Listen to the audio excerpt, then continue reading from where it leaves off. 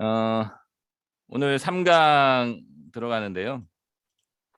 일의 신학, 마태복음을 일의 신학의 관점에서 읽기로 했었죠. 자, 잠시만요.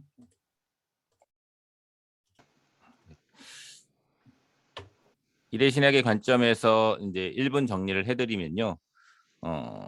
우리가 보신 바와 같이 이제 설명드렸던 것 같이 일은 죄송합니다. 권사님 죄송합니다. 음소거해드리겠습니다.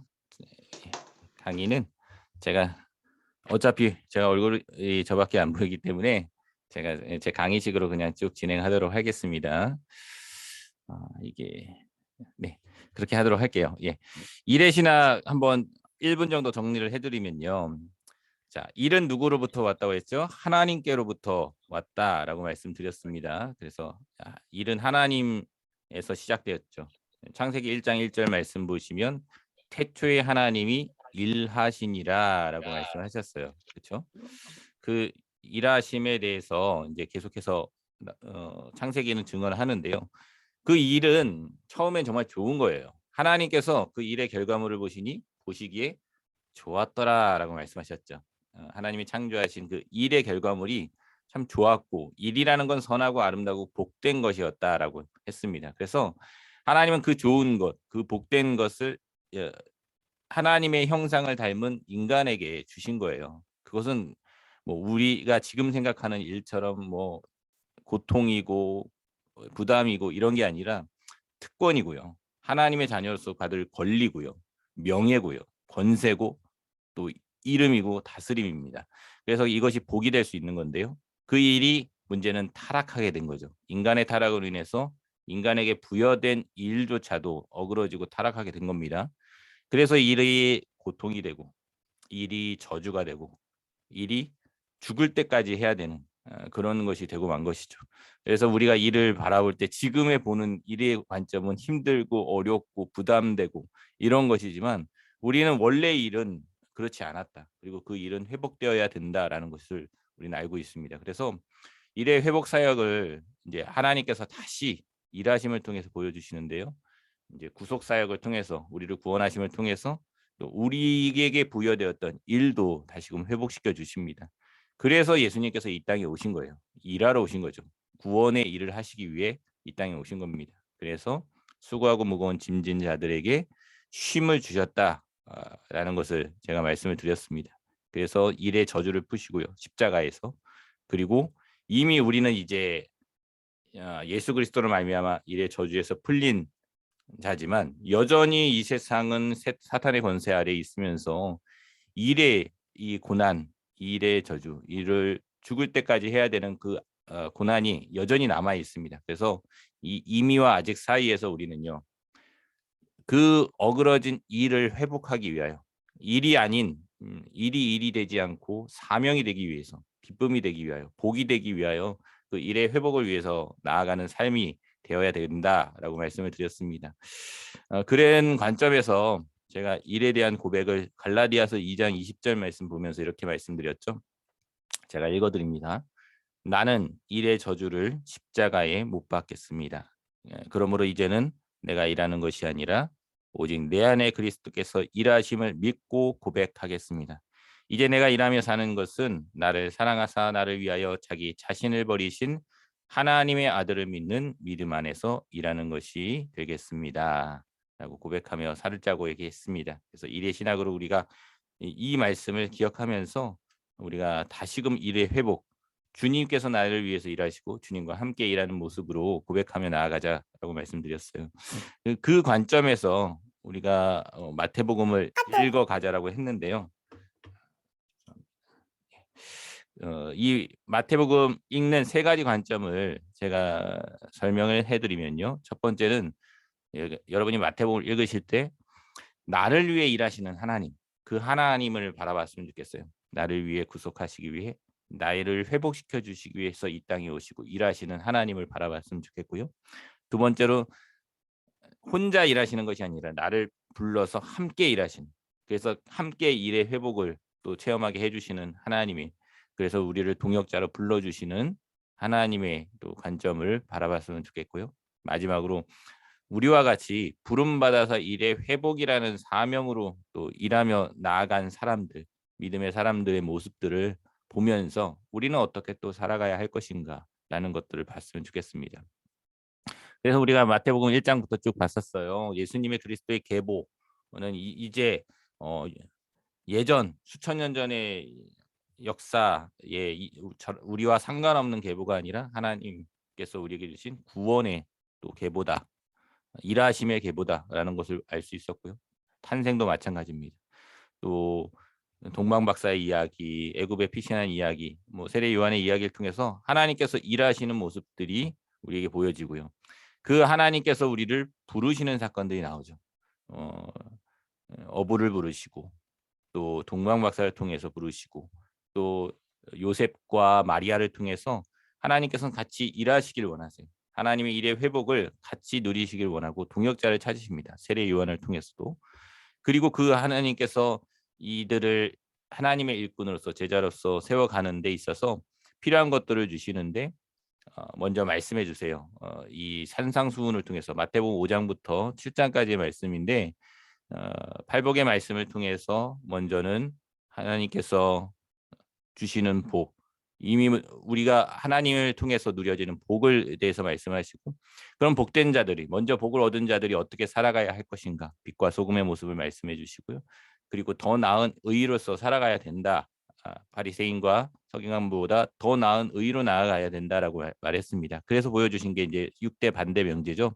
살인하지 말라, 간음하지 말라, 이혼하지 말라, 원수를 사랑하라 말하였으나라고 이제 반대로 말하는 거죠. 그것은 반대가 아니라 이제 율법을 완성하는 겁니다. 우리는 더 나은 의를 보여줘야 돼요. 율법적으로 내가 구원받으려고 하는 그런 바리새인들보다 더 나은 의로, 우리가 단순히 사람을 죽이는 것으로 하나님께서 말씀하시는 것이 아니라 이웃을 미워하지 말라, 형제를 미워하지 말라, 미워하는 마음, 죽이고 싶은 마음, 이런 본능적인 마음들을 버리며 서로 사랑하라 라고 말하고 있는 겁니다. 간음도 마찬가지고요. 이혼도, 맹세도, 보복도, 원수를 사랑하는 것도 하나님 안에서 본질적인 하나님 율법의 의미를 바라보면서 살아가라. 그래서 우리가 하나님께서 부르신 그 사명을 가지고 살아가는 사람들이 어떻게 살아가야 되는가, 더 나은 의로 하나님을 바라보며 살아가야 된다라고 말하고요. 그렇다고 해서 우리가 완벽하게 그걸 다 지키며 살아갈 수 있는 건 아니에요. 그렇죠?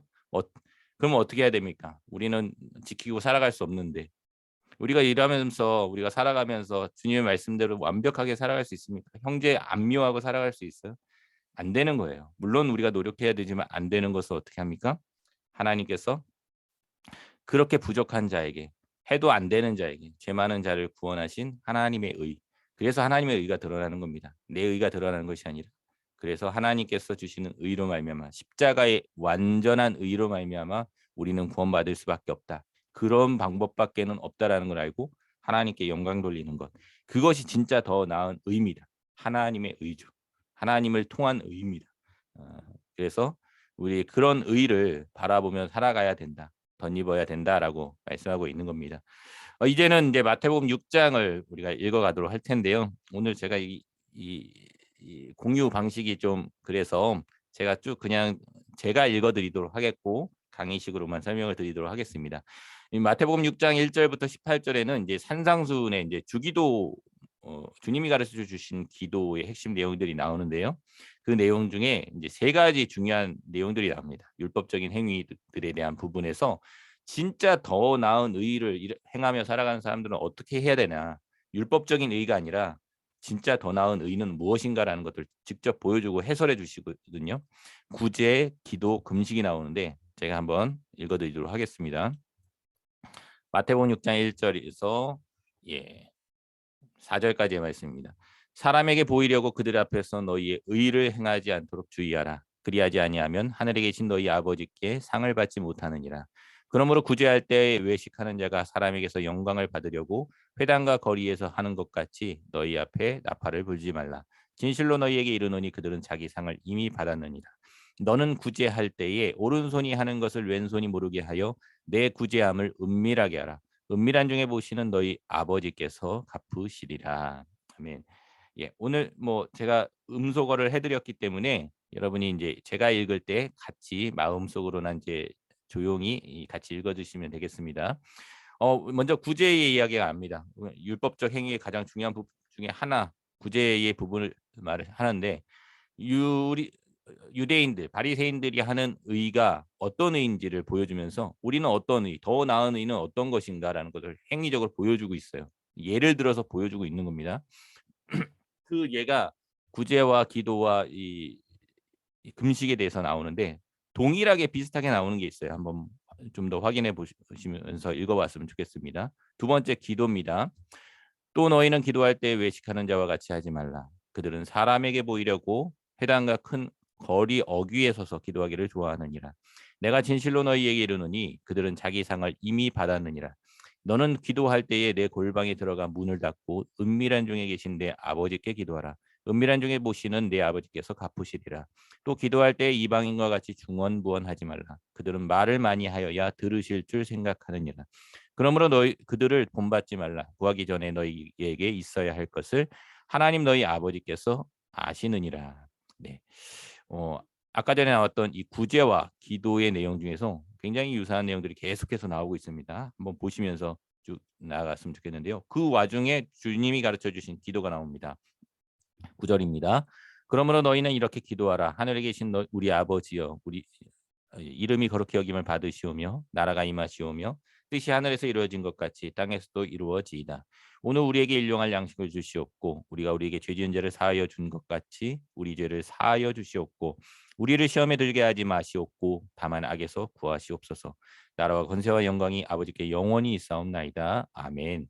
너희가 사람의 잘못을 용서하면 너희 하늘 아버지께서도 너희 잘못을 용서하시려니와 너희가 사람의 잘못을 용서하지 아니하면 너희 아버지께서도 너희 잘못을 용서하지 아니하시리라. 예. 이 주님이 가르쳐 주신 기도가 중간에 나오긴 했는데요. 진짜 이 5장 마태복음 6장과 7장에 나오는 내용들의 실질적인 핵심의 내용입니다. 그리고 그 6장과 7장은 주님이 가르쳐 주신 기도의 내용들이 실제적으로 어떤 것인지 구체적으로 좀 해석해주고 설명해주고 있는 형태로 구성되어 있다라고 볼 수 있고요. 그 다음에 금식의 이야기가 나옵니다. 금식도 기도와 구제와 비슷한 형식으로 나오는데 무엇이 비슷한지 한번 보시면서 들어보시면 좋겠습니다. 금식할 때 너희는 외식하는 자들과 같이 슬픈 기색을 보이지 말라. 그들은 금식하는 것을 사람에게 보이려고 얼굴을 흉하게 하느니라. 내가 진실로 너희에게 이르노니 그들은 자기 상을 이미 받았느니라. 너는 금식할 때에 머리에 기름을 바르고 얼굴을 씻으라. 이는 금식하는 자로 사람에게 보이지 않고 오직 은밀한 중에 계신 내 아버지께 보이게 하려 함이라. 은밀한 중에 보시는 내 아버지께서 갚으시리라. 아멘. 네, 우리가 이제 이 구제, 기도, 금식의 내용들을 봤는데 계속해서 공통적으로 말하는 부분이 있어요. 구제든 기도든 금식이든 너가 하는 모든 율법에서 하라, 하지 말라 하신 부분이 있는데요. 먼저 하지 말라 한 게 뭐예요? 사람에게 보이려고 하지 말라라는 거예요. 또 너희 의를 행하지 않도록 하지 말라라는 거죠. 또 본문에 나왔듯이 외식하는 자 같이 행하지 말라. 너희 이런 부분들을 말씀하고 계신 거예요. 반대로 하라라고 말씀하신 게 있어요. 무엇이죠? 은밀하게 하라라고 말하고 있죠. 그리고 하나님께서 갚으시게, 하나님께서 행하시게 하라라고 말씀하고 있습니다. 그래서 네, 이 부분에서 비교를 하시는 거예요. 이전에 말씀하셨던 더 나은 의가 무엇인가? 바리새인의 의와 진짜 우리가 하나님의 일꾼으로서 살아가야 하는 사람들의 더 나은 의의 삶은 무엇인가라는 걸 보여주고 있는 거죠. 그것은 뭐 율법을 더 완벽하게 지키는 이런 것이 아니라 진짜 사람에게 보여주는 외식하는 삶이 아니라 외식하는 형식의 율법이 아니라 하나님만 보시는 하나님만 바라보는 의다. 하나님만 바라보는 율법 행함이다라는 것들을 말씀하고 있는 거예요. 구제뿐만 아니라 기도도 마찬가지죠. 외식하는 자와 같이 되지 말라. 사람에게 보이려고 하지 말라. 계속해서 말하고 있습니다. 그런 사람들은 자기 상을 이미 받았다라고 말하고 있고요. 하나님께서는 그럼 뭐라고 하시죠? 은밀하게 행하라. 하나님께서 하나님만 보시게 행하라라고 말하고 있습니다. 금식도 마찬가지예요. 외식하는 자와 같이 하지 말라. 사람에게 보이지 말라. 은밀한 중에 행하라. 라고 말하고 있습니다. 이것이 율법의 완전한 그리고 더 나은 의의 모습이다. 율법을 지키는 것이다라고 말하고 있습니다. 우리는 그러면 이런 부분에 있어서 일의 관점에서 우리는 어떻게 살아가야 될까라는 부분을 한번 봤으면 좋겠어요. 우리는 어떻게 일하며 살아가야 됩니까? 외식하지 않고 일하는 것. 남에게 보여주기 위한 일 이런 것이 아니라 사람에게 보이려고 하는 것이 아니라 하나님 바라보며 일하는 겁니다. 이것이 하나님이 원하시는 일의 회복의 모습이에요. 그리고 내 의를 드러내는 것이 아니라 하나님의 영광을 돌리기 위해서 일하는 겁니다. 이것이 뭐 일하는 것이 교회 일뿐만 아니라요. 여러분이 자녀를 키우고 우리 여러분이 일터에 나가서 일하는 모든 것, 뭐 제품을 생산하는 모든 것 가운데 사람 보여주기 하는 것이 아니라 하나님을 바라보면서 하는 모든 행위가 더 나으니 하나님께서 바라시는 율법적 삶, 하나님이 말씀하시는 삶의 모습이다라는 것을 말하고 있는 겁니다. 바라기를 우리가 이런 삶이 되길 바랍니다. 우리가 일하는 것이 먹고 사는 것을 넘어서 남에게 보여주는 것을 넘어서 하나님을 바라보는 일의 모습이 되었으면 좋겠습니다. 하나님께서는 그것을 원하고 계시는 거예요. 더 나아가서 이제 주기도의 좀 더 구체적인 내용으로 염려하지 말라라고 말하고 있어요. 마태복음 16장 19절에서 34절의 말씀인데요. 제가 읽어드리도록 하겠습니다. 너희를 위하여 보물을 땅에 쌓아두지 말라. 거기는 좀과 동록이 해하며 도둑이 구멍을 뚫고 도둑질하느니라. 오직 너희를 위하여 보물을 하늘에 쌓아두라. 거기는 좀이나 동록이 해하지 못하며 도둑이 구멍을 뚫지도 못하고 도둑질도 못하느니라. 내 보물 있는 그곳에는 내 마음도 있느니라. 눈은 몸의 등불이니 그러므로 내 눈이 성하면 온 몸이 밝을 것이요 눈이 나쁘면 온 몸이 어두울 것이니 그러므로 내게 있는 빛이 어두우면 그 어둠이 얼마나 더하겠느냐. 한 사람이 두 주인을 섬기지 못할 것이니 혹 이를 미워하고 저를 사랑하거나 혹 이를 중히 여기고 저를 경히 여김이라. 너희가 하나님과 재물을 겸하여 섬기지 못하느니라. 이 염려하지 말라는 내용의 이제 시작점인데요. 그것은 이제 크게 보면 이제 주님이 가르쳐 주신 기도, 주기도 안에 있는 거예요. 오늘 우리에게 일용할 양식을 주시옵고라고 주님은 그렇게 기도하라 말씀하셨죠. 그 핵심은 뭐냐면 염려하지 말라는 거예요. 일용할 양식을 너희에게 필요할 때마다 공급해 주시는 하나님을 믿고 염려하지 말라라는 거예요. 그래서 오늘 지금 말씀에 이렇게 돼 있죠. 보물을 땅에 쌓아두지 말라. 하나님께서 필요한 것을 다 아신다. 너희가 쌓으려고 하지 말고 하나님께서 채워주시기를 공급해 주시기를 바라라라고 말하고 있는 겁니다. 더 나아가서 이렇게 전하고 있습니다. 25절입니다. 그러므로 내가 너희에게 이르노니 목숨을 위하여 무엇을 먹을까 무엇을 마실까 몸을 위하여 무엇을 입을까 염려하지 말라. 목숨이 음식보다 중하지 아니하며 몸이 의복보다 중하지 아니하냐. 공중의 새를 보라. 심지도 않고 거두지도 않고 창고에 모아들이지도 아니하되 너희 하늘 아버지께서 기르시나니 너희는 이것들보다 귀하지 아니하냐. 너희 중에 누가 염려함으로 그 키를 한 자라도 더할 수 있겠느냐. 또 너희가 어찌 의복을 위하여 염려하느냐. 들의 그 백화파가 어떻게 자라는가 생각하여 보라. 수고도 아니하고 길쌈도 아니하느니라. 그러나 내가 너희에게 말하노니 솔로몬의 모든 영광으로도 입은 것이 이 꽃 하나만 갖지 못하였느니라.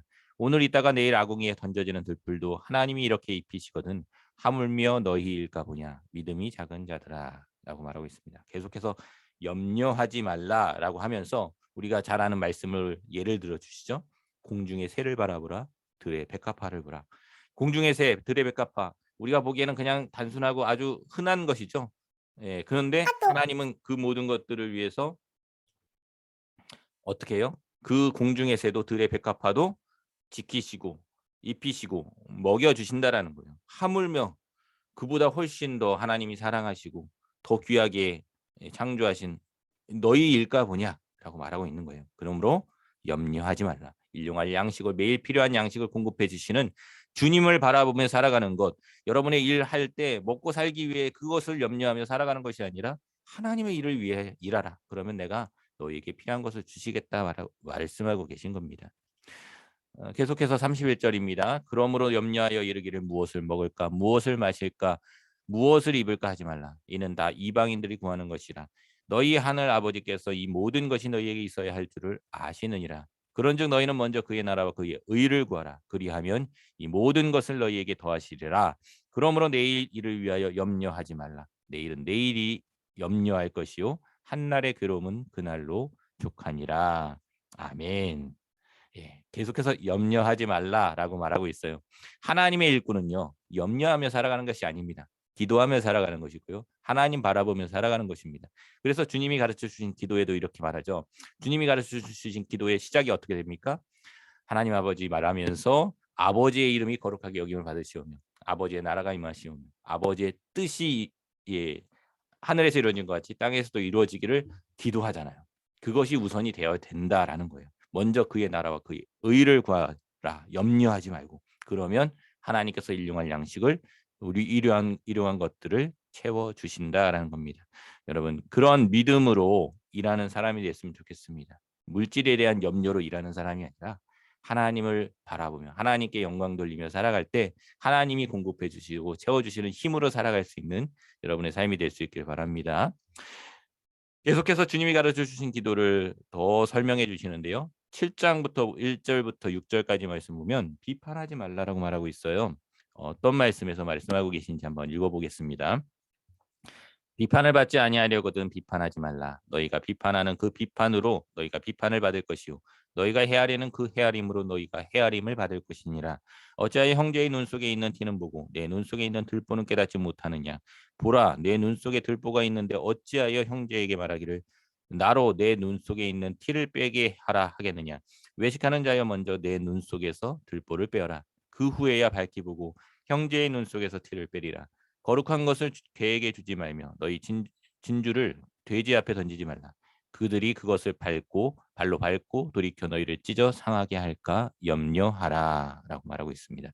이 비판하지 말라라는 메시지는요. 주기도 주님이 가르쳐 주신 기도에서 우리가 우리에게 죄 지은 자를 사하여 준 것 같이 우리 죄를 사하여 주시옵고 라는 메시지에 좀 더 구체적인 내용이라고 볼 수 있어요. 우리가 죄에 대해서 다른 이들의 부족함에 대해서 비판하며 용서하지 못하는 모습들 가운데 하나님은 비판하지 말라라고 말합니다. 왜요? 내 눈에 있는 들보가 더 크기 때문에 우리도 죄인이기 때문에 하나님 앞에서는 누구나 죄인이고 비판받을 만한 존재이기 때문에 비판하지 말라 하는 거예요.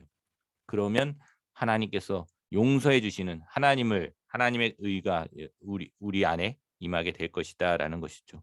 그렇죠? 그래서 우리는 이렇게 기도해야 됩니다. 우리가 우리에게 죄 지은 자를 먼저 용서하는 삶을 통해서 하나님께서 우리를 죄를 사하여 주신 것을 고백하며 살아가야라고 말씀하고 계신 겁니다. 여러분. 더 나아가서 이 구하라 대접하라라는 말씀이 마태복음 7장 7절에서 12절의 말씀이 있습니다. 한번 읽어보겠습니다. 구하라 그리하면 너희에게 주실 것이요 찾으라 그리하면 찾아낼 것이요 문을 두드리라 그리하면 너희에게 열릴 것이니 구하는 이마다 받을 것이요 찾는 이는 찾아낼 것이요 두드리는 이에게는 열릴 것이니라.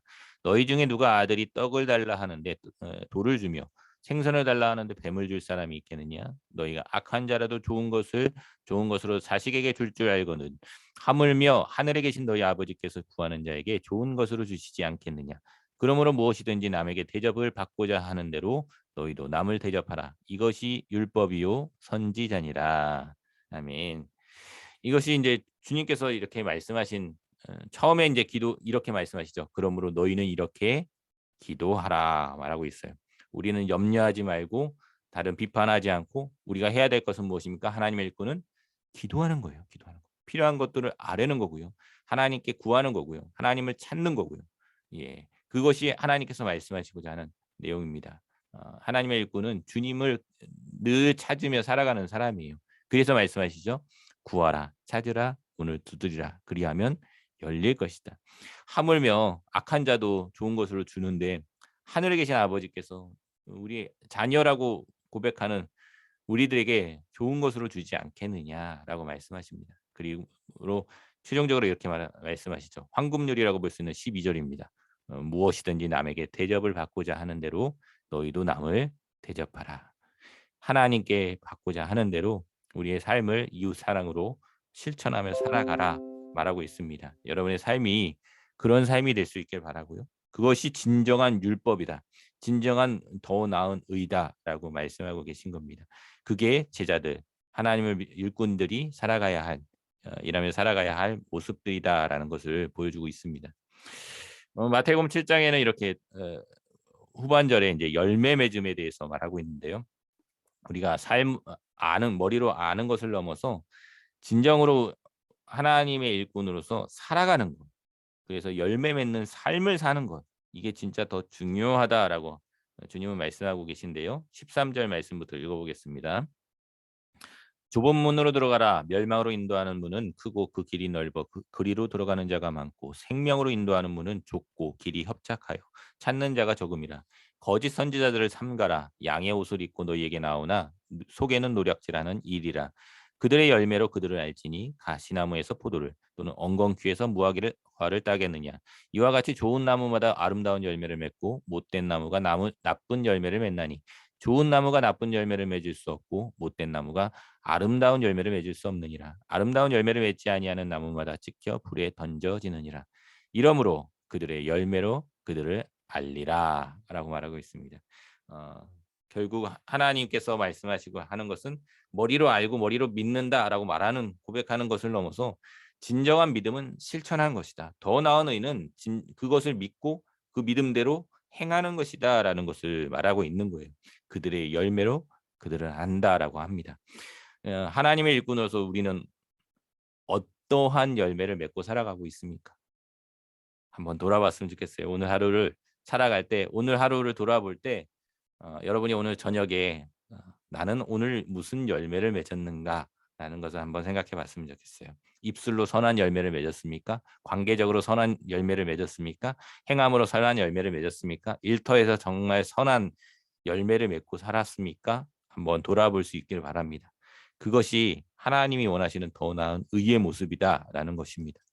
계속해서 열매 맺으라라는 메시지가 나오는데요. 네. 21절부터 23절 말씀을 읽어드립니다. 나더러 주여 주여 하는 자마다 다 천국에 들어갈 것이 아니요 다만 하늘에 계신 내 아버지의 뜻대로 행하는 자라야 들어가리라. 그날에 많은 사람이 나더러 이르되 주여 주여 우리가 주의 이름으로 선지자 노릇하며 주의 이름으로 귀신을 쫓아내며 주의 이름으로 많은 권능을 행하지 아니하였나이까 하리니 그때에 내가 그들에게 밝히 말하되 내가 너희를 도무지 알지 못하니 불법을 행하는 자들아 내게서 떠나가라 하리라 말씀하고 계세요. 와, 이들은 이해하지 못해요. 나는 주의 이름으로 뭐 많은 일들을 하지 않았습니까? 교회 일 많이 했습니다라고 하는데 하나님은 말씀하세요. 나는 너희를 도무지 알지 못한다. 진짜 열매는 무엇인가라는 거예요. 주여 주여 하는 것이 아니라 아버지 뜻대로 행하는 겁니다. 내가 교회에서 산다고 해서 하나님의 일을 하는 것이 아니고요. 열매 맺는 것이 아니라 진짜 아버지의 뜻 하나로 이 세상에서 하나로 살아가는 것. 그것 자체가 하나님이 원하시는 열매라는 겁니다. 내가 교회에서는 정말 열심히 살지만 밖에서는 정말 하나님의 의를 드러내지 못하고 하나님의 선함을 드러내지 못하고 일터에서는 또 다른 모습들로 살아간다면 하나님은 그것은 열매 없습니다라고 말하고 있는 거예요. 우리는 정말 그렇게 열매 맺고 살아가고 있습니까? 하나님은 묻고 계시죠. 오늘 그 질문에 대한 답을 행하며 살아갈 수 있기를 바랍니다. 그래서 하나님은 결론적으로 말씀하고 계십니다. 24절입니다. 그러므로 누구든지 나의 이 말을 듣고 행하는 자는 그 집을 반석 위에 지은 지혜로운 사람 같으리니 비가 내리고 창수가 나고 바람이 불어 그 집에 부딪히되 무너지지 아니하나니 이는 주추를 반석 위에 놓은 까닭이요 나의 이 말을 듣고 행하지 아니하는 자는 그 집을 모래 위에 지은 어리석은 사람 같으리니 비가 내리고 창수가 나고 바람이 불어 그 집에 부딪힘에 무너져 그 무너짐이 심하니라. 예수께서 이 말씀을 마치심에 무리들이 그의 가르치심에 놀라니 이는 그 가르치시는 것이 권위 있는 자와 같이 같고 그들의 서기관들과 같지 아니함일러라. 아멘. 하나님께서 말씀하고 계세요. 예수님은 말씀하시죠. 이 말을 듣고 행하는 자가 되라. 그런 사람은 어떤 사람이다? 그 집을 반석 위에 지은 지혜로운 사람이다라고 말하고 있어요. 이 반석 위에 집을 짓는다는 것은요. 사실은 이제 평소에는 티가 안 나요. 평소에는 오히려 고생입니다. 반석 위에 집을 짓는다고 해서 이게 짓지 않고 뭐 모래 위에 짓는다고 해서 바로 무너지지 않아요, 집은. 그런데 문제는 뭐냐면 비가 내리고 창수가 나고 바람이 불면 그때 이 반석 위에 지은 사람과 그렇지 않은 사람의 결과물이 나타나는 거예요. 그 열매가 나타나는 겁니다. 그랬을 때 하나님께서는요. 그때 그 진정한 열매를 알게 될 것이다라고 말하고 있습니다. 그때가 언제냐?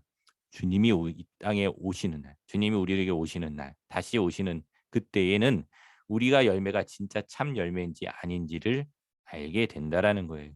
그때 주님 보실 때, 주님 보시기에 무너지는 인생이 아니라, 무너지는 믿음이 아니라 하나님 앞에서 단단한 믿음, 흔들리지 않는 믿음으로 나아갈 수 있길 바랍니다. 그 열매를 맺을 수 있기를 바라요.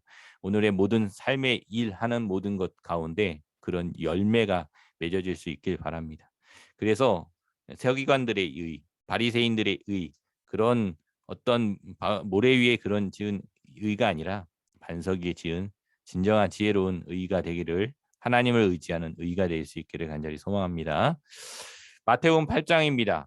이제는 산상수훈이 7장까지라고 했어요. 이 산상수훈을 마치시고 이제는 정말 구체적인 실제 사역을 들어가십니다. 지금까지는 제자란 무엇이고 어떻게 살아가야 되고 우리가 일꾼으로서 살아가야 되는가를 말했다면, 이제 하나님께서 진짜 본인이 일꾼으로서 어떻게 살아가시는지를 보여주고 계신데요.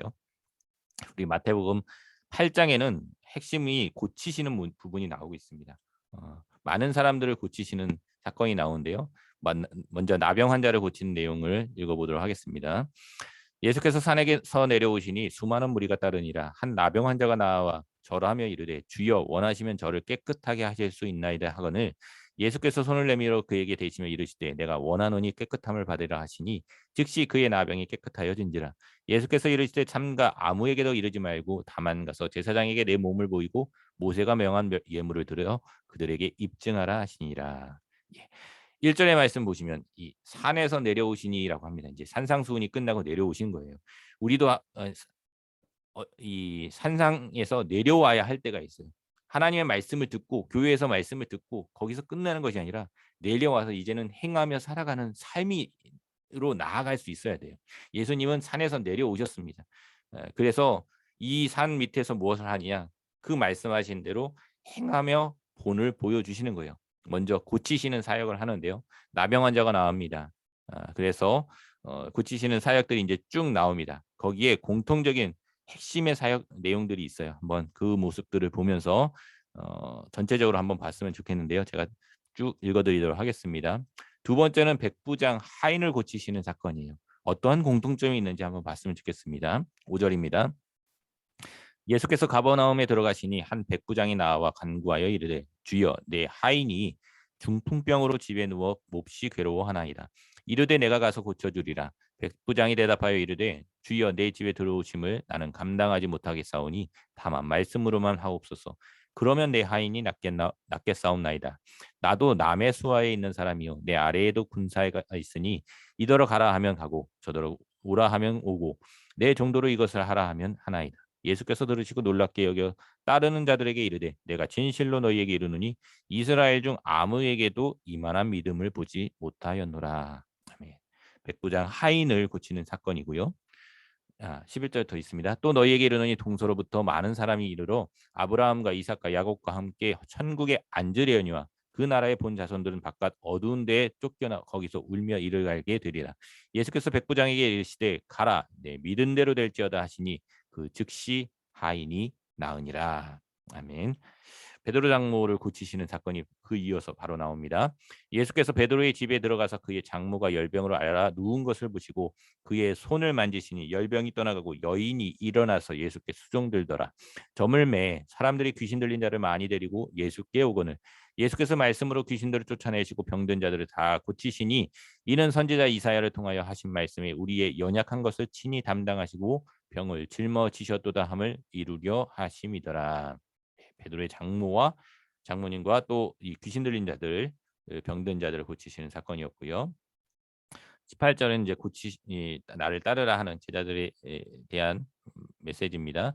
예수께서 무리가 자기를 에워싸시는 것을 보고 건너편으로 가시기를 명하시니라. 한 서기관이 나와 예수께 아뢰되 선생님이여 어디로 가시든지 저는 따르리이다. 예수께서 이르시되 여우도 굴이 있고 공중에 새도 거처가 있으되 인자는 머리 둘 곳이 없다 하시더라. 제자 중에 또 한 사람이 이르되 주여 내가 먼저 가서 내 아버지를 장사하게 허락하옵소서. 예수께서 이르시되 죽은 자들이 그들의 죽은 자들을 장사하게 하고 너는 나를 따르라 하시니라 합니다. 예, 그 이후에 바다를 잔잔하게 하시는 사건이 나오는데요. 제자들에게 일어난 사건 한번 보겠습니다. 배에 오르심에 제자들이 따랐더니 바다에 큰 놀이 일어나 배가 물결에 덮이게 되었을 때 예수께서는 주무시는지라. 그 제자들이 나와 깨우며 이르되 주여 구원하소서 우리가 죽겠나이다. 예수께서 이르시되 어찌하여 무서워하느냐 믿음이 작은 자들아 하시고 곧 일어나사 바람과 바다를 꾸짖으시니 아주 잔잔하게 되거늘 그 사람들이 놀랍게 여겨 이르되 이가 어떤 사람이기에 바람과 바다도 순종하는가 하더라라고 하고요. 그 다음에 이제 군대에 수많은 귀신 들린 사람을 고치시는 사건이 나옵니다. 또 예수께서 건너편 가다라 지방에 가시며 귀신 들린 자 둘이 무덤 사이에서 나와 예수를 만나니 그들은 몹시 사나워 아무도 그 길로 지나갈 수 없을 지경이더라. 이에 그들이 소리질러 이르되 하나님의 아들이여 우리가 당신과 무슨 상관이 있나이까 때가 이르기 전에 우리를 괴롭게 하려고 여기 오셨나이까 하더니 마침 멀리서 많은 돼지떼가 먹고 있는지라. 귀신들이 예수께 간구하여 이르되 만일 우리를 쫓아내시려면 돼지떼에 들여 보내주소서 하니 그들에게 가라 하시니 귀신들이 나와서 돼지에게 가는지라. 온 때가 비탈로 내리다라 바다에 들어가서 물에서 물사하거늘 치던 자들이 달아나 시내에 들어가 이 모든 일과 귀신 들린 자의 일을 구하니 온 시내가 예수를 만나려고 나가서 보고 그 지방에서 떠나시기를 간구하더라라고 합니다. 네, 요 34절까지 8장 내용을 쭉 봤는데요. 공통점이 있고 중요하게 보이는 하나의 포인트가 있어요. 그것이 무엇이냐? 믿음이라는 단어예요. 믿음. 이 모든 내용 속의 핵심의 한 줄기는 믿음입니다. 예수께서 산에 내려오셔서 이 많은 병자를 치유하시는데 그 핵심은 무엇을 통해서 일하시느냐? 믿음을 통해서 일하십니다. 믿음을 통해서. 나병 환자도 마찬가지죠. 주여 원하시면 저를 깨끗하게 하실 수 있나이다라는 믿음의 고백을 드렸을 때 하나님께서는 그를 고쳐주시죠. 그 다음에 백부장의 하인도 마찬가지입니다. 더 엄청난 믿음을 말하죠. 나는 백부장은 이제 이방 사람이잖아요. 나는 주님이 다 오시는 것도 감당 못합니다. 다만 말씀만 하시면 내 하인이 낫겠습니다라고 그 믿음의 놀라운 믿음의 고백을 했을 때 예수님께서 이렇게 말씀하십니다. 이스라엘 중 아무에게도 이만한 믿음을 보지 못하였노라. 그리고 가라 내 믿음대로 될지어다. 하나님은 믿는 자에게 믿음을 통해서 역사하시고 그 하나님의 놀라우신 일을 보여주신다라는 거예요. 하나님께서 일하신다는 거예요. 베드로의 장모도 마찬가지입니다. 베드로가 장모님을 인도한 거죠. 더 나아가서 그 모습을 보고 사람들이 귀신 들린 자를 많이 데려옵니다. 왜 데려왔습니까? 예수님께 나아가면 고침을 받을 수 있다라는 믿음이 있었기 때문이에요. 그랬을 때 주님은 고쳐주시죠. 그 와중에 나왔던 제자들 어떤 한 사람이 또 예수님을 서기관이 예수님을 따른다고 했을 때 하나님께서는 공중의 새도 거치가 있을 때 인자는 머리 들 것 없다고 합니다. 그를 왜 거부했을까요? 믿음 없이 자꾸 따르려고 했던 형식적으로만 따르려 했던 모습에 대해서 주님께서는 아니다라고 말씀하신 거예요. 21절에는 제자 중에 한 사람이 말합니다. 그런데 나를 따르겠지만 아버지를 장사하게 허락하옵소서라고 했을 때 아니다 너는 나를 따르라고 말합니다. 매정하게 보일 수 있는데 그런 메시지가 아닙니다. 주님은 너에게 믿음으로 따르지 못한 모습들이 있다라고 말하고 있는 거예요. 믿음으로 따르라라고 말하고 있는 거예요. 바다를 잔잔하고 했을 때 주님께서 그 전에 나를 따르라라고 제자들은 나를 믿음으로 따르는 사람이라고 했을 때 23절에 보면 제자들이 따릅니다. 따르긴 따랐는데 실패를 해요. 왜 실패했느냐? 바다에 큰 놀이 일어난 것을 보면서 믿음이 약해집니다. 그래서 예수님은 말씀하시죠. 어찌하여 무서워하느냐? 믿음이 작은 자들아라고 말합니다. 믿음이 작을 때 우리는 주님의 일을 할 수 없어요. 주님의 일로서 나아갈 수 없다라는 겁니다. 군대 귀신을 고치는 사건도 마찬가지입니다. 믿음이 그 중앙에 있는데요. 자, 이 군대 귀신이요. 놀랍게도 하나님을 알아요. 하나님의 아들을 알아요. 하나님의 아들이요라고 합니다. 사람보다 낫습니다. 영적으로 깨어 있어요, 진짜. 그런데 예수님은 이것을 믿음으로 보지 않으세요. 왜요? 그건 그러니까 인지하고 아는 것에 불과한 거예요. 그래서 이렇게 말하죠. 우리가 당신과 무슨 상관이 있나이까. 내가 예수님이 있는 걸 알고 역사적인 예수님을 알고 아는 것 이것이 진정한 믿음이 아니다라는 거예요. 믿음의 사람은 진정한 믿음은 그것을 고백하고 주님을 따르고 주님께 나아가는 사람이 진정한 믿음이다라고 말하고 있는 것이죠. 그래서 어 이 결과에 나왔던 사람들의 모습들도 신의 사람들도 마찬가지예요. 예수님을 바라보고 이런 놀라운 사건이 있으면 어떻게 해야 돼요?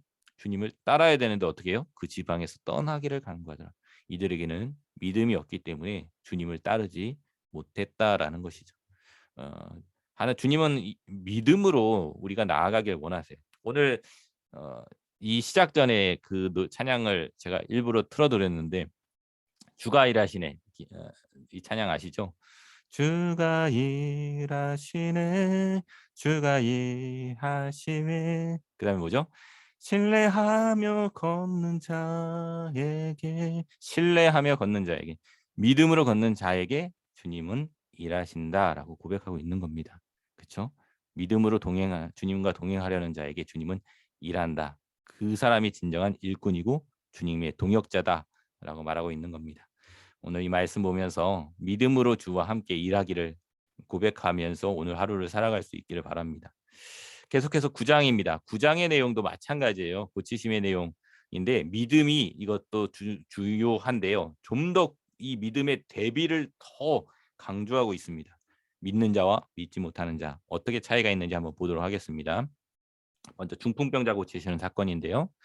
예수께서 배에 오르사 건너가 본 동네에 이르시니 침상에 누운 중풍병자를 사람들이 데리고 오거늘 예수께서 그들의 믿음을 보시고 중풍병자에게 이르되 작은 자야 안심하라 내 죄의 사함을 받았느니라.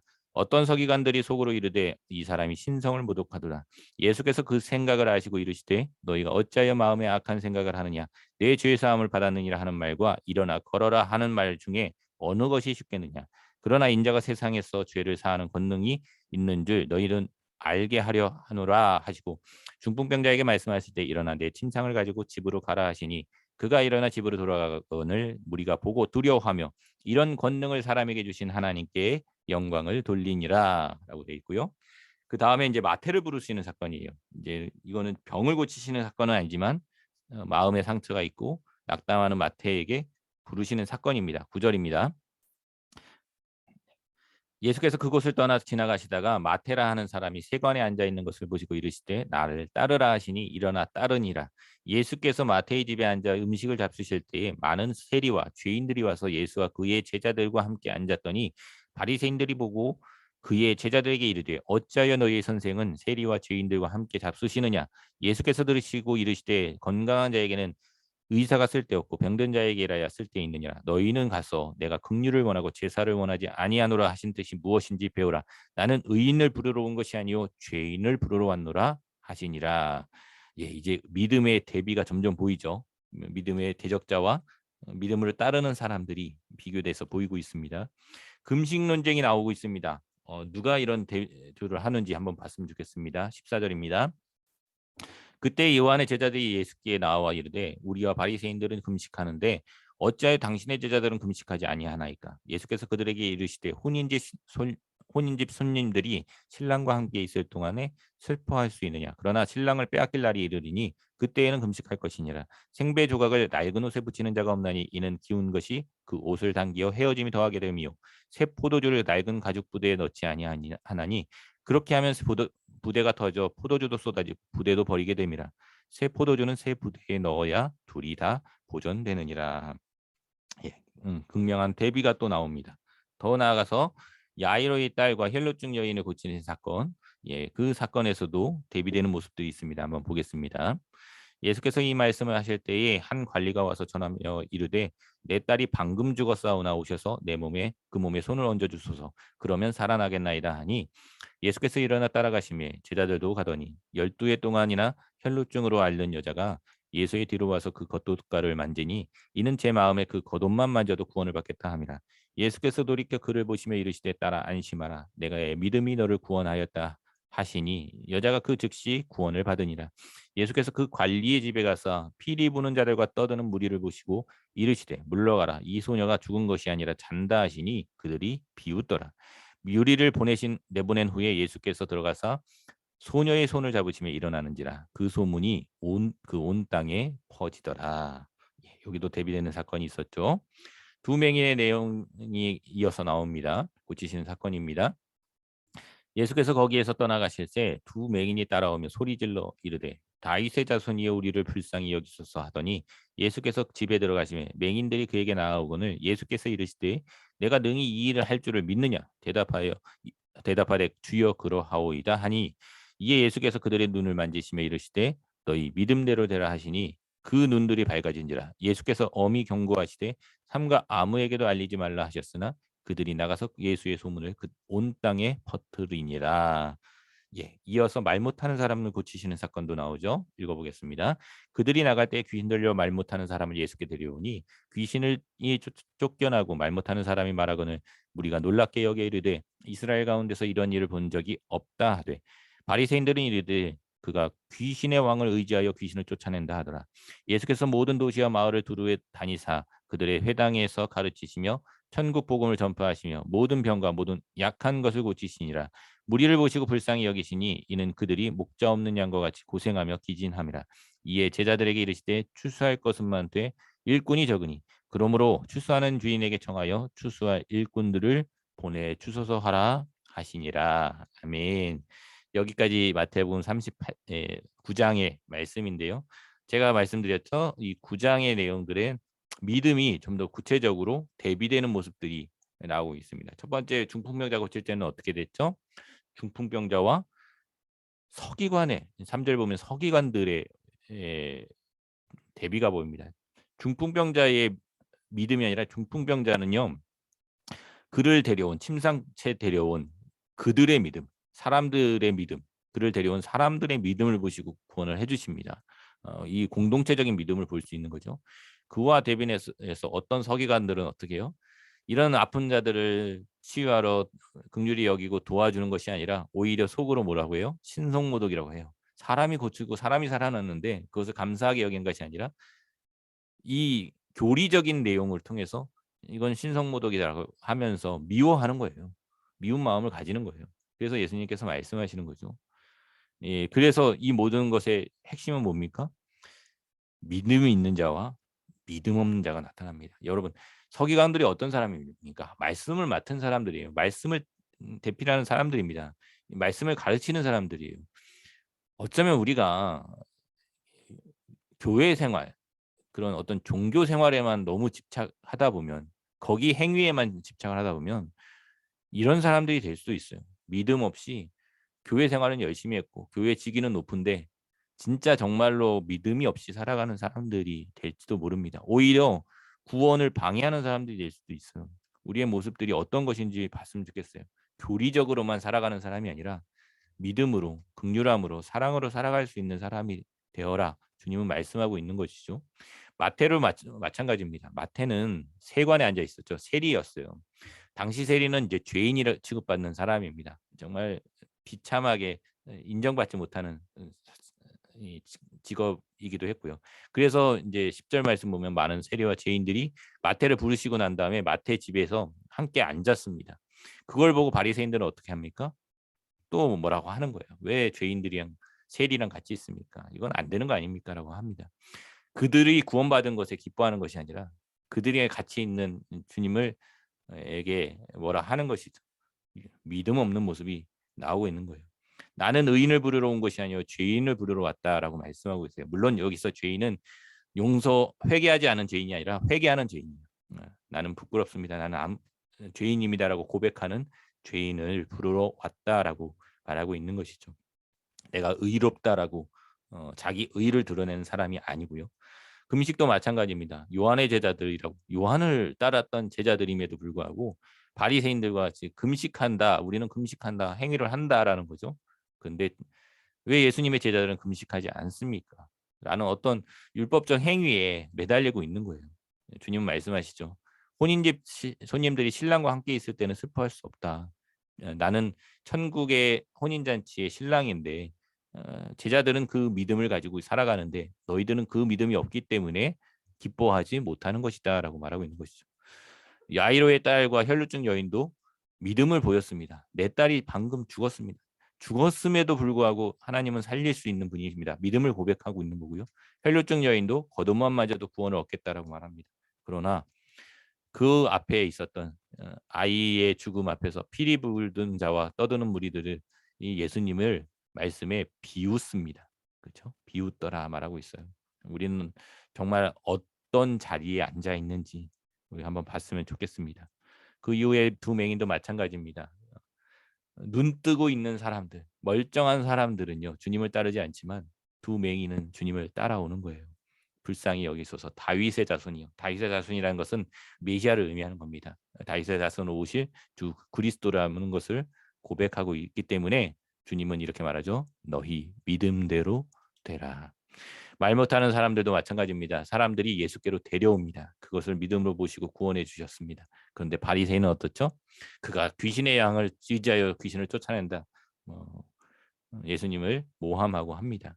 참 이런 모습들을 보면서 주님은 이렇게 말씀하세요. 추수할 것은 많은데 일꾼이 적구나. 나와 동행할 사람들이 적구나. 일꾼을 보내주셔서. 누가 이 일꾼이 돼야 됩니까? 바로 우리가 돼야 되겠죠. 우리가 그런 일꾼으로서 고백하며 나아갈 수 있기를 바랍니다. 믿음으로써요. 10장의 말씀까지 볼 수 있을 것 같은데요. 10장 말씀 한번 보도록 하겠습니다. 10장의 내용은요. 이제 11장까지 사실은 봐야 되는데 이제 10장까지만 보겠습니다. 제자의 내용들 주님의 일꾼으로 볼 수 있죠. 이들을 부르시는 사건이 나와요. 이제 동역합니다. 주님만 일하시는 것이 아니라 함께 일하면서 주님의 일을 일하심을 세워갈 수 있는 사람을 세워가는데요. 우리 마태복음 10장 1절부터 4절 부르시는 사건을 한번 보도록 하겠습니다. 예수께서 그들의 12제자를 부르사 더러운 귀신을 쫓아내며 모든 병과 모든 약한 것을 고치는 권능을 주시니라. 12사도의 이름은 이러하니 베드로라 하는 시몬을 비롯하여 그의 형제 안드레와 세베대의 아들 야고보와 그의 형제 요한, 빌립과 바돌로메, 도마와 세리마테, 알페오의 아들 야고보와 다데오, 가나나인 시몬 및 가룟 유다 곧 예수를 판 자라. 12제자를 부르시는 사건이 있죠. 우리는 주님의 제자입니까? 주님의 제자의 이름 안에 들어갈 수 있는 사람들입니까? 한번 바라봤으면 좋겠어요. 주님은 모든 사람을 우리를 제자로 부르세요. 일꾼으로 부르시는데 가룟 유다와 같은 사람도 있어요. 곧 예수를 판 자라. 우리가 주님을 부르심을 온전히 따르지 못할 때 저는 안타까운 이름이 붙을 수도 있습니다. 주님을 께서 제자들을 부르신 이유는요. 부르시고 끝나는 것이 아니라 보내시기 위함입니다. 5절 말씀입니다. 예수께서 이 열두를 내보내시며 명하여 이르시되 이방인의 길로도 가지 말고 사마리아인의 고을에도 들어가지 말고 오히려 이스라엘의 집에 잃어버린 양에게로 가라. 가면서 전파하여 말하되 천국이 가까이 왔다 하고 병든 자를 고치며 죽은 자를 살리며 나병한 자를 깨끗하게 하며 귀신을 쫓아내되 너희가 거저받았으니 거저주라. 너희 전대에 금이나 은이나 동을 가지지 말고 여행을 위하여 배낭이나 두벌 옷이나 신이나 지팡이를 가지지 말라. 이는 일꾼이 자기의 먹을 것 받는 것이 마땅함이라. 아멘. 우리가 항상 생각해야 돼요. 주님께서 우리를 부르신 이유는 보내시기 위한 사도로서 보냄받은 자가 되기 위함입니다. 우리가 교회로 부르신 이유는요. 세상으로 보내시기 위한 거예요. 그 보내심의 사명을 놓치면 우리는 교회 안에서만 우리끼리만 짝짝꿍하고 살아가는 그런 인생이 되고 마는 거예요. 제자는 보냄받기 위해 부름받은 사람들이다라는 것을 기억하고요. 그 내보시는 이유가 뭡니까? 먼저는 천국이 가까이 왔다 전하고 병든 자들을 고치고 주님의 놀라운 이적을 행하며 보여주어라라고 말하고 있는 겁니다. 계속해서 보시면 11절입니다. 어떤 성이나 마을에 들어가든지 그 중에 합당한 자를 찾아내어 너희가 떠나기까지 거기서 머물라. 또 그 집에 들어가면서 평안하기를 빌라. 그 집이 이에 합당하면 너희 빈 평안이 거기 임할 것이요 만일 합당하지 아니하면 그 평안이 너희에게 돌아올 것이니라. 누구든지 너희를 정접하지도 아니하고 너희 말을 듣지도 아니하거든 그 집에서나 성에서 나가 너희의 발에 먼지를 떨어버리라. 내가 진실로 너희에게 이르노니 심판날에 소돔과 고모라 땅이 그 성보다 견디기 쉬우리라. 제자의 보내심의 또 목적이 나오죠. 평안하기를 빌라. 우리는 피스메이커입니다. 평안을 비는 사람이에요. 일터에 가서도 가정에서도 지역사회에서도 평안을 비시기 바랍니다. 이게 손해 보는 거 아닙니다. 굉장한 이득입니다. 빈 평안이 합당하면 그 가정이나 그 일터에게 가는 거고요. 아니면 우리에게 돌아오는 거예요. 그러니까 우리는 많이 평안을 빌수록 이득이에요. 많은 사람들에게 평안을 전하며 살아가십시오. 그러면 그 평안이 우리 가운데 임하게 될 것입니다. 또 그 제자를 보내시면서 당부하는 여러 가지 말씀들이 있어요. 한번 읽어볼까요? 16절입니다. 보라 내가 너희를 보냄이 양을 이리 가운데 보냄과 같도다. 그러므로 너희는 뱀같이 지혜롭고 비둘기같이 순결하라. 어, 사람들을 삼가라. 그들이 너희를 공회에 넘겨주겠고 그들의 회당에서 채찍질하리라. 또 너희가 나로 말미암아 총독들과 임금들 앞에서 끌려가리니 이는 그들과 이방인들에게 증거가 되게 하려 하심이라. 너희를 넘겨줄 때에 어떻게 또는 무엇을 말할까 염려하지 말라. 그때에 너희에게 할 말을 주시리니 말하는 일은 너희가 아니라 너희 속에서 말씀하시는 이 곧 너희 아버지의 성령이시니라. 아멘. 오늘 일터로 살아가는 여러분의 각자의 일터로 살아가는 사람에게 제자들에게 일꾼들에게 주님은 말씀하시죠. 너희는 뱀같이 지혜롭고 비둘기같이 순결하라라고 말하고 있습니다. 여러분 어, 이 말씀이 오늘을 살아가는 데 있어서 핵심의 말씀이 됐으면 좋겠어요. 무엇에 지혜로워야 될까요? 네. 어, 이 세상에서의 악한 부분들, 이런 죄 짓기 쉬운 부분에서는 무엇이 옳은 것인지를 판단할 수 있는 지혜가 있길 원합니다. 그리고 그것을 살아가는 데 있어서는 비둘기같이 순결하게 살아갈 수 있길 바랍니다. 그것이 하나님께서 우리에게 원하시는 삶의 모습이라는 거예요. 뱀같이 지혜롭고 비둘기같이 순결하게 살아갈 수 있어요. 악을 판별하는 데는 지혜롭고 선악을 판별하는 데는 그리고 그것을 행하는 데는 순결하게 살아갈 수 있기를 바랍니다. 더 나아가서 말씀하십니다. 장차 형제가 형제를 아버지가 자식을 죽는 데에 내어주며 자식들이 부모를 대적하여 죽게 하리라. 또 너희가 내 이름을 말미암아 모든 사람에게 미움을 받을 것이나 끝까지 견디는 자는 구원을 얻으리라. 이 동네에서 너희를 박해하거든 저 동네로 피하라. 내가 진실로 너희에게 이르노니 이스라엘의 모든 동네를 다 다니지 못하여서 인자가 오리라.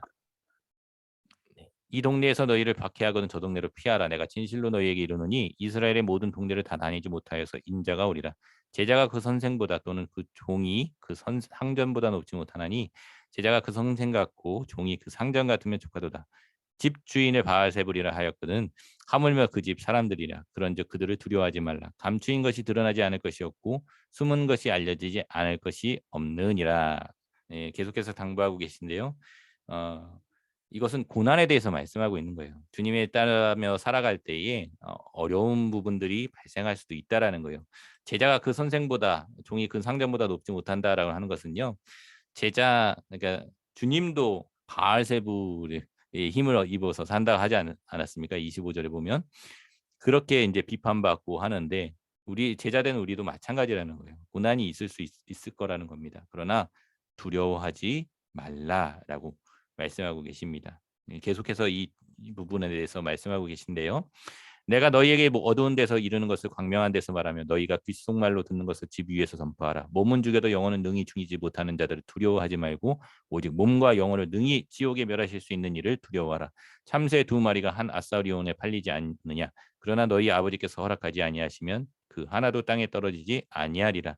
너희에게는 머리털까지 다 세신 바 되었나니 두려워하지 말라. 너희는 많은 참새보다 귀하니라. 누구든지 사람 앞에서 나를 시인하면 나도 하늘에 계신 내 아버지 앞에서 그를 시인할 것이요 누구든지 사람 앞에서 나를 부인하면 나도 하늘에 계신 내 아버지 앞에서 그를 부인하리라 말합니다. 이 말씀이 아까 전에 말씀했던 내용과 유사하죠. 참새 두 마리도 하나님 그 정말 한 아사리온밖에 안 되는 참새 두 마리도 하나님 아버지께서 허락하지 않으시면 땅에 떨어지지 않습니다. 하나님께서 지키신다라는 거예요. 그러므로 두려워하지 말라라고 말하고 있습니다. 우리가 오늘 하루를 살아갈 때 두려움이 아니라 주님을 의지함으로 살아갈 수 있길 바랍니다. 34절부터 이제 끝이 다가오는데요. 우리 같이 한번 읽어보도록 하겠습니다. 34절부터는 우리 같이 끈 상태로 읽으셔도 됩니다. 저를 따라서 같이 한번 읽겠습니다. 내가 세상에 화평을 주러 온 줄로 생각하지 말라. 화평이 아니요 검을 주러 왔노라. 내가 온 것은 사람이 그 아버지와 딸이 어머니와 며느리가 시어머니와 불화하게 하려 함이니 사람의 원수가 자기 집안 식구리라. 아버지나 어머니를 나보다 더 사랑하는 자는 내게 합당하지 아니하고 아들이나 딸을 나보다 더 사랑하는 자도 내게 합당하지 아니하며 또 자기 십자가를 지고 나를 따르지 않는 자도 내게 합당하지 아니하니라. 자기 목숨을 얻는 자는 잃을 것이요 나를 위하여 자기 목숨을 잃는 자는 얻으리라. 아멘.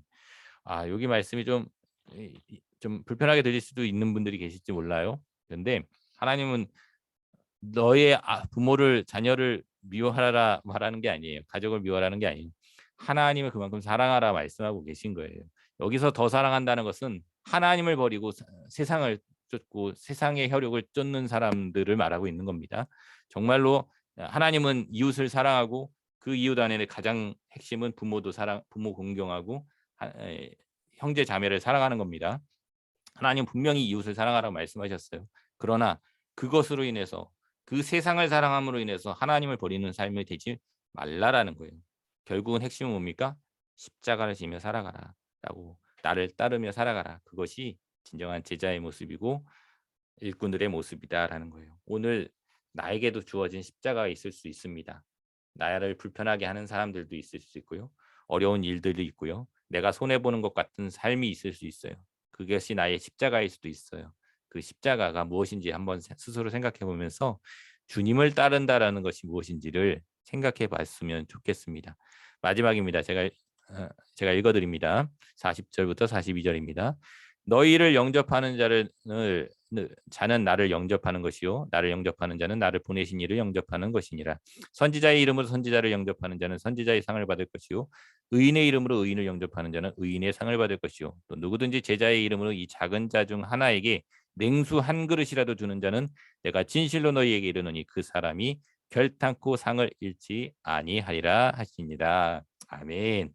오늘의 마지막 말씀인데요. 이 제자에게 그러나 십자가만 있느냐? 아니라는 거예요. 그보다 비교할 수 없는 상급이 있다라는 거예요.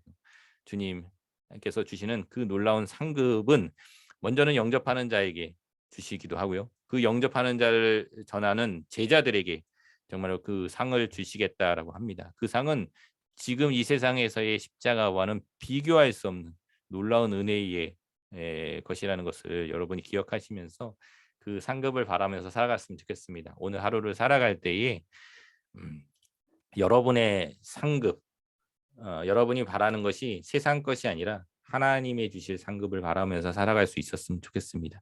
그 상을 바라보면서 제 뒤에 십자가가 보이네요. 십자가. 여러분의 십자가가 무엇입니까? 여러분이 져야 될 크고 작은 십자가가 뭡니까? 그리고 그것을 따른다는 것은 무엇일까요? 한번 묵상하며 살아갈 수 있는 삶이 됐으면 좋겠습니다. 예, 바로 뒤에 제 원래가 있었는데 겹쳐는 것 같아요. 그래서 오늘 여기까지 마치고요. 바로 기도하고 오늘 마치도록 하겠습니다. 기도하겠습니다. 하나님 아버지 감사합니다. 주님 우리를 너무도 사랑하셔서 우리의 죄로 말미암아 엉클어지고 무너지던 이 일에 대한 부분들이 다시금 회복되고 주님 회복시키기 위해서 이 땅에 오셔서 생명까지 바치신 주님 감사합니다. 사순절 기간 동안에 우리를 위해서 이 땅에 오시고 다시금 일하시는 주님을 바라보며 우리가 주의 동역자로서 감사함으로 나의 작은 십자가를 지고 주님을 따르며 살아갈 수 있는 인생 되게 하여 주시옵소서. 그럴 때 이 세상에서의 작은 상급과는 비교할 수 없는 하나님이 주신 놀라운 상급을 바라보며 살아갈 수 있는 우리의 삶 되게 하여 주시옵소서. 감사드리며 예수님 이름으로 기도합니다. 아멘. 네, 오늘 하루도 수고 많으셨습니다. 예. 오늘 감사합니다. 한 주간 승리하면서 주님을 따르며 살아갈 수 있는 복된 인생 되기를 바랍니다. 네, 수고하셨습니다. 네. 네, 감사합니다. 선생님 감사합니다. 이번에는 제가 종료하고 다시 오픈하겠습니다. 원래 참여하신 분들은 종료할 수 있도록 종료하겠습니다.